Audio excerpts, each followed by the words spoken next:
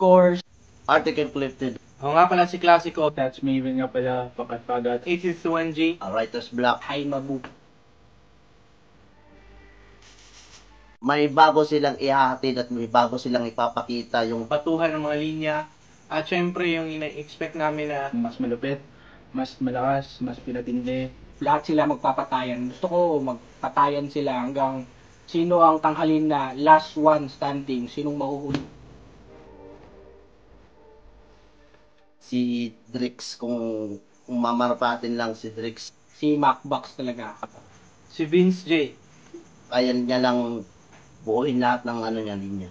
Grabe yung ano niya, commitment niya sa battle. Kaya para sa akin, dun pa lang, kampiyon na siya para sa akin. Tulad ng sinasabi namin, balik tigmaan ang manunod. Sa mga fans ng digmaan, mapa batch 1, batch 2, Patuloy niyo suportahan hanggang sa mga susunod na mga event at susunod na mga battle kasi mas pinalakas pa to. Niimbitahan nga po pala namin kayo ngayong June 15 sa Castro Bar. Kasama natin ang Pakatmagat lineup.